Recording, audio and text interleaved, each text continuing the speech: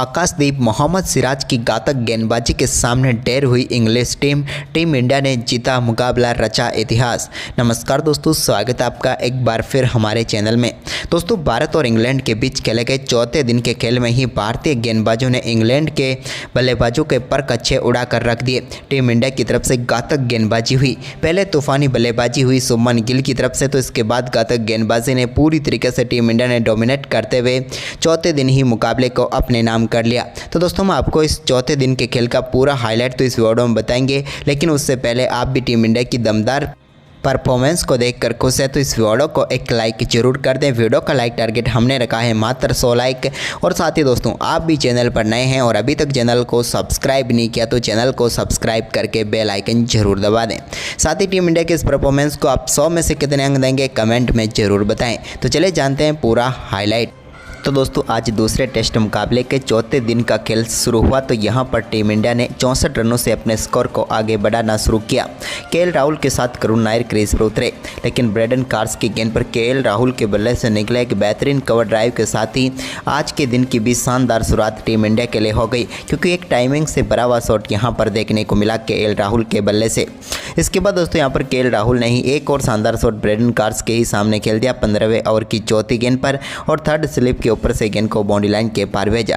इसके बाद यहाँ पर 17वें ओवर की 5वीं गेंद पर एक भाग्यशाली चौका यहाँ पर करुण नायर को मिला, जहाँ पर दोनों स्लिप के ऊपर से गेंद चौके के लिए बाउंड्री लाइन के पार चली गई। लेकिन इसी ओवर की 5वीं गेंद पर उनके बल्ले से एक और शानदार शॉट देखने को मिला, जिस पर बेहतरीन तरीके से गेंद को बाउंड्री लाइन के पार भेज दिया करुण नायर ने। करुण का शानदार परफॉर्मेंस जारी रहा। 21वें ओवर की दूसरी गेंद पर भी उन्होंने एक और कवर ड्राइव के जरिए गेंद को बाउंड्री लाइन के पार भेजा, तो इसकी अगली ही गेंद को फाइनल की तरफ चौके में भेजने में वो कामयाब हुए।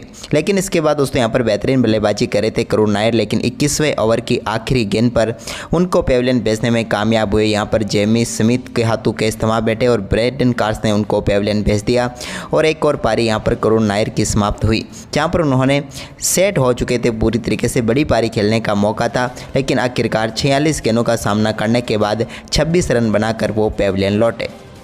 इसके बाद क्रीज पर उतरे कप्तान शुभमन गिल ने यहाँ पर आते ही शानदार बल्लेबाजी करते हुए एक बेहतरीन चौका जड़ दिया।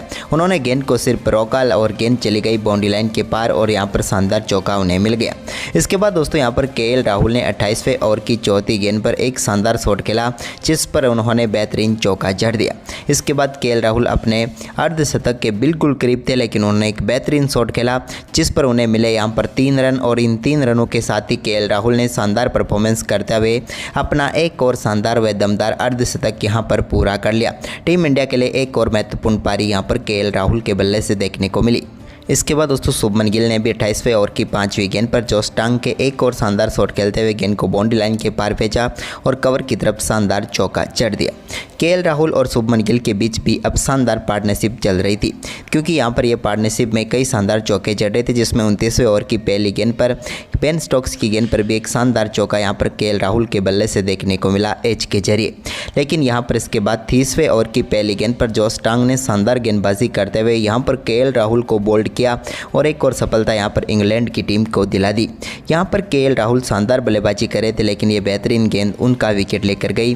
केएल राहुल ने 84 गेंदों पर 55 रनों की पारी खेली। इसके बाद क्रीज पर उतरे ऋषभ ताबड़तोड़ पंत, तो उन्होंने आते ही ताबड़तोड़ बल्लेबाजी करनी शुरू कर दी। 30वें ओवर की चौथी गेंद पर उनके बल्ले से शानदार चौके के साथ ही उन्होंने अपनी पारी का आगाज किया। तो वहीं पर इसी ओवर की 5वीं गेंद पर उन्होंने एक बड़ा शॉट खेला और गेंद को पहुंचा दिया सीधे स्टैंड में और इसी के साथ ऐलान कर दिया आज की दमदार बल्लेबाजी का, क्योंकि चौका व छक्का उन्होंने लगातार जड़ दिया।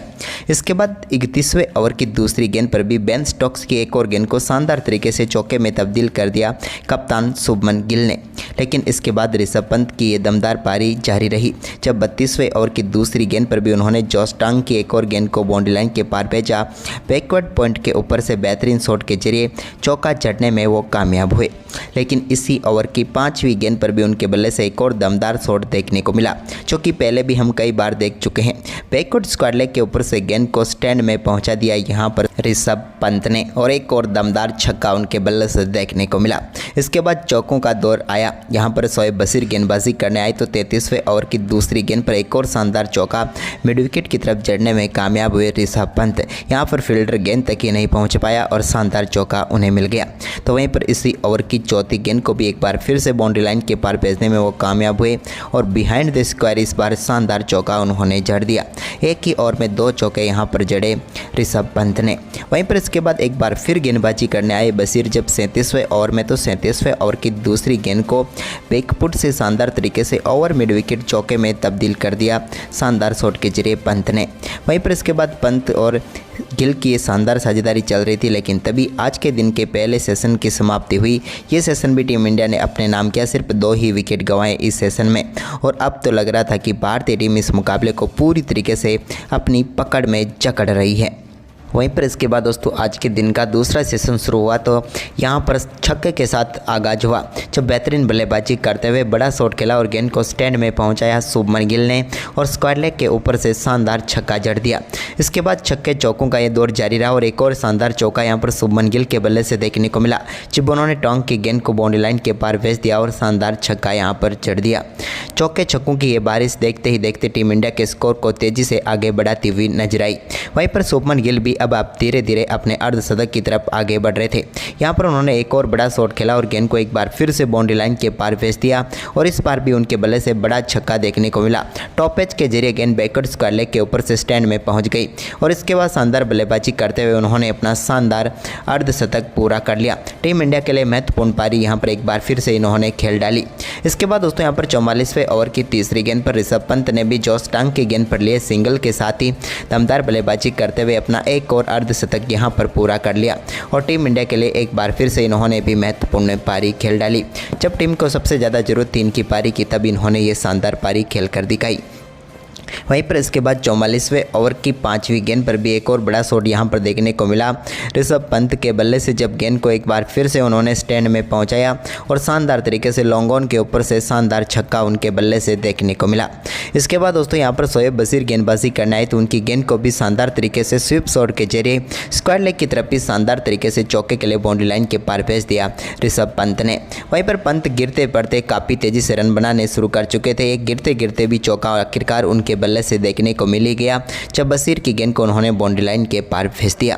वहीं पर ऋषभ पंत जब 65 रनों पर बल्लेबाजी कर रहे थे तो 47वें ओवर की दूसरी गेंद पर एक और बड़ा शॉट खेलने के लिए वो जरूर गए, लेकिन एक बार फिर से बल्ला उनके हाथ से छूट गया, और इस बार तो बल्ला ही नहीं बल्कि उनका साथ भी छूट गया, क्योंकि कैच सीधे बेन डकेट के हाथों में चला गया, और यहाँ पर ऋषभ पंत 58 गेंदों पर 65 रनों की पारी खेलकर पेविलियन लौट गए।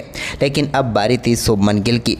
गिल ने एक के बाद एक बड़े शॉट खेलकर रविंद्र जडेजा के साथ साझेदारी को आगे बढ़ाया। इसी बीच एक शानदार चौका उनके बल्ले से देखने को मिला शोएब बशीर की गेंद पर। बशीर के सामने तो रविंद्र जडेजा भी यहां पर काम करते हुए नजर आए, उन्होंने भी एक शानदार चौका यहां पर शोएब बशीर की गेंद पर जड़ दिया। इसके बाद दोस्तों यहां पर बशीर के सामने ही एक और शानदार चौका शुभमन गिल के बल्ले से भी देखने को मिला, जब गेंद को बेहतरीन तरीके से उन्होंने बाउंड्री लाइन के पार भेज दिया। वहीं पर इसके बाद शानदार बल्लेबाजी करते हुए 67वें ओवर की तीसरी गेंद पर उन्होंने अपना शानदार शतक पूरा कर लिया। पहली पारी में दोहरा शतक और दूसरी पारी में शतक का कारनामा करने वाले दूसरे भारतीय खिलाड़ी बन गए शुभमन गिल और इतिहास रच दिया।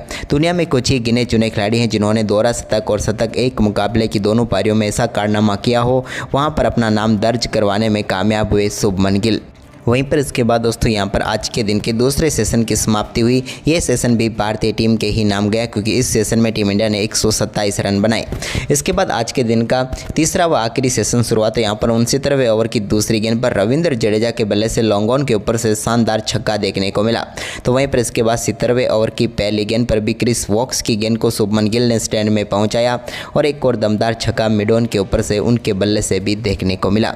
इसके बाद दोस्तों यहाँ पर चौकों का ये दौर जारी जारी रहा, जब 70वें ओवर की दूसरी व तीसरी 2 गेंदों पर 2 चौके क्रिस वोक्स को जड़ दिए यहाँ पर शुभमन गिल ने और दमदार तरीके से टीम के स्कोर को आगे बढ़ाया।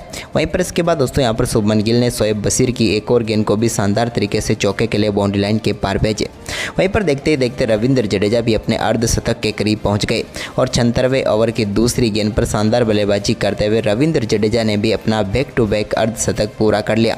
पहली पारी में भी उन्होंने 87 रनों की पारी खेली थी और यहां पर भी शानदार अर्धशतक उनके बल्ले से देखने को मिला। इसके बाद 78वां ओवर डालने आए जो रूट की पहली गेंद पर बड़ा शॉट खेला शुभमन गिल ने और गेंद को स्टैंड में पहुंचाते हुए दमदार छक्का जड़ दिया मिड विकेट के ऊपर से। तो वहीं पर इसी ओवर की दूसरी गेंद पर भी एक और छक्का जड़ा और इस बार बैकवर्ड स्क्वायर लेग के ऊपर से गेंद को स्टैंड में पहुंचाते हुए बैक टू बैक 2 गेंदों पर 2 छक्के जड़ दिए। इसके बाद दोस्तों यहां पर एक और शानदार शॉट के देखने को मिला रविंद्र जडेजा के बल्ले से भी, जब उन्होंने यहां पर जो रूट की गेंद को चौके में तब्दील कर दिया मिड ऑफ के ऊपर से। इसके बाद 80वें ओवर की तीसरी गेंद पर एक और बड़ा शॉट और एक और बड़ा छक्का यहां पर देखने को मिला गिल के बल्ले से, जब स्लॉग स्वीप के जरिए उन्होंने गेंद को स्टैंड में पहुंचाया और दमदार बल्लेबाजी करते हुए अपने 150 रन पूरे कर लिए। पहले भारतीय खिलाड़ी बने जिसने एक मुकाबले में दोहरा शतक और 150 रन बनाए हो। इसके बाद दोस्तों यहां पर शानदार बल्लेबाजी करते हुए शोएब बशीर के सामने एक और गेंद को स्टैंड में पहुंचाने में कामयाब हुए शुभमन गिल मिड विकेट के ऊपर से। लेकिन इसके बाद यहां पर 81वें ओवर की 5वीं गेंद पर शोएब बशीर ने यहां पर चलता किया शुभमन गिल को। गिल बड़ा शॉट खेलने के लिए गए लेकिन गेंद वहीं पर खड़ी हो गई और कॉटिन बोल्ट आउट होकर पेविलियन लौट गए शुभमन गिल। लेकिन आउट होने से पहले 162 गेंदों पर 161 रनों की तूफानी पारी खेलकर वो पेविलियन लौटे और पूरी तरीके से डोमिनेट कर दिया यहाँ पर इंग्लिश गेंदबाजों को। वहीं पर इसके बाद यहाँ पर नए बल्लेबाज नीतीश कुमार रेड्डी उतरे तो उनको जो रूट ने चलता किया।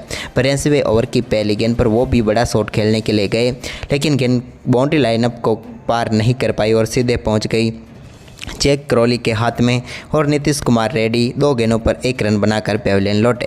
इसके बाद वाशिंगटन सुंदर आए तो उन्होंने भी एक बड़ा छक्का और एक चौका लगाकर टीम इंडिया की लीड को 600 रनों के पार पहुंचा दिया।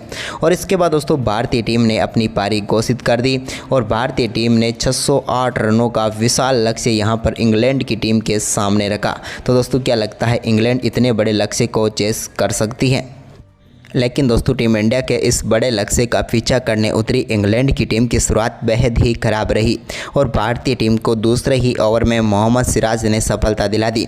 दूसरे ओवर की चौथी गेंद पर जैक क्रॉली के बल्ले का शानदार तरीके से यहां पर शॉट जरूर लगा लेकिन उतना ही बेहतरीन कैच साई सुदर्शन ने पकड़ लिया और भारतीय टीम को पहली सफलता मिल गई। बेहतरीन कैच यहां पर क्रॉली का गया सीधे सुदर्शन के हाथ में। यहां पर हम क्रॉली की बात करें तो एक बार फिर निराश होकर पेविलियन लौटे क्योंकि यहां पर टीम को शानदार शुरुआत की जरूरत थी, उस समय वो दिला नहीं पाए और 7 गेंदों का सामना करने के बाद 0 पर ही चलते बने। इसके बाद दोस्तों यहां पर टीम इंडिया को अगली सफलता के लिए भी ज़्यादा इंतजार नहीं करना पड़ा और 5वें ओवर की तीसरी गेंद पर ही बेन डकेट को बोल्ड करके पेविलियन भेज दिया आकाशदीप ने और भारतीय टीम को दूसरी सफलता दिला दी। बेन डकेट आक्रामक बल्लेबाजी जरूर करते हुए नजर आ रहे थे लेकिन यहां पर आकाशदीप के सामने उनकी एक न चली और आखिरकार मात्र 15 गेंदों पर 25 रन उन्होंने जरूर बनाए लेकिन ये पारी ज़्यादा लंबी नहीं हो सकी। इसके बाद यहाँ पर ओली पॉप ने कुछ अच्छे शॉट खेले तो साथ ही जो रूट ने भी उनका बेहतरीन साथ दिया। दोनों बल्लेबाज एक पार्टनरशिप बनाने की पूरी कोशिश कर रहे थे लेकिन तभी यहाँ पर 11वें ओवर की दूसरी गेंद पर आकाशदीप की एक घातक गेंद ने यहाँ पर समाप्त की जो रूट की पारी को और गेंद सीधे जाकर लगी स्टंप्स पर और स्टंप बिखर गए यहाँ पर जो रूट के, या यूँ कहें तो रूट की जड़ें उखाड़ दी और पेविलियन भेज दिया जो रूट को और भारतीय टीम को इस मुकाबले की सबसे बड़ी सबसे महत्वपूर्ण सफलता यहां पर मिल गई क्योंकि जो रूट इस मुकाबले को पलट सकते थे लेकिन उनका विकेट पूरी तरीके से यहां पर नेस्तु नाबूद कर दिया इंग्लैंड टीम की बल्लेबाजी को और भारतीय टीम को दमदार सफलता यहां पर आकाशदीप ने दिला दी। हम बात करें जो रूट की तो 16 गेंदों का सामना करने के बाद 6 रनों की पारी खेलकर वो पेविलियन लौटे। इसके बाद ब्रुक ने यहां पर 1-2 चौके जरूर लगाए और आज के दिन का खेल समाप्त होने तक 72 रनों तक पहुंचा दिया इंग्लैंड की टीम को 3 विकेट के नुकसान पर। फिलहाल हैरी ब्रुक 15 और ओली पॉप 24 रन बनाकर क्रीज पर हैं लेकिन अब आखिरी दिन इंग्लैंड को 536वें टीम को इंडिया को 7 विकेट चाहिए जीत के लिए। तो दोस्तों क्या लगता है कौन जीतेगा? हमें कमेंट करके ज़रूर बताएं और इस वीडियो को ज़्यादा से ज़्यादा शेयर करें। धन्यवाद।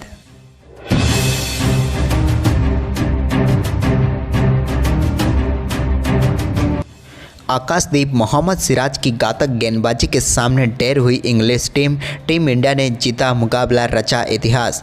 नमस्कार दोस्तों, स्वागत है आपका एक बार फिर हमारे चैनल में। दोस्तों, भारत और इंग्लैंड के बीच खेले गए चौथे दिन के खेल में ही भारतीय गेंदबाजों ने इंग्लैंड के बल्लेबाजों के पर कच्छे उड़ा कर रख दिए। टीम इंडिया की तरफ से घातक गेंदबाजी हुई। पहले तूफानी बल्लेबाजी हुई शुभमन गिल की तरफ से, तो इसके बाद घातक गेंदबाजी ने पूरी तरीके से टीम इंडिया ने डोमिनेट करते हुए चौथे दिन ही मुकाबले को अपने नाम कर लिया। तो दोस्तों, हम आपको इस चौथे दिन के खेल का पूरा हाईलाइट तो इस वीडियो में बताएंगे, लेकिन उससे पहले आप भी टीम इंडिया की दमदार परफॉर्मेंस को देखकर खुश है तो इस वीडियो को एक लाइक जरूर कर दें। वीडियो का लाइक टारगेट हमने रखा है मात्र 100 लाइक। और साथ ही दोस्तों, आप भी चैनल पर नए हैं और अभी तक चैनल को सब्सक्राइब नहीं किया तो चैनल को सब्सक्राइब करके बेल आइकन जरूर दबा दें। साथ ही टीम इंडिया के इस परफॉर्मेंस को आप 100 में से कितने अंक देंगे कमेंट में ज़रूर बताएँ। तो चलिए जानते हैं पूरा हाईलाइट। तो दोस्तों, आज दूसरे टेस्ट मुकाबले के चौथे दिन का खेल शुरू हुआ तो यहां पर टीम इंडिया ने 64 रनों से अपने स्कोर को आगे बढ़ाना शुरू किया।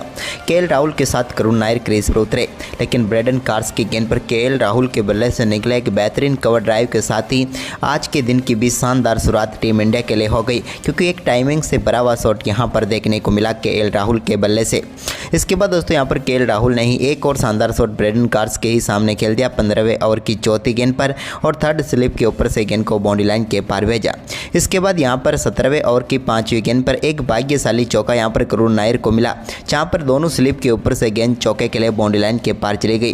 लेकिन इसी ओवर की 5वीं गेंद पर उनके बल्ले से एक और शानदार शॉट देखने को मिला, जिस पर बेहतरीन तरीके से गेंद को बाउंड्री लाइन के पार भेज दिया करुण नायर ने। करुण का शानदार परफॉर्मेंस जारी रहा।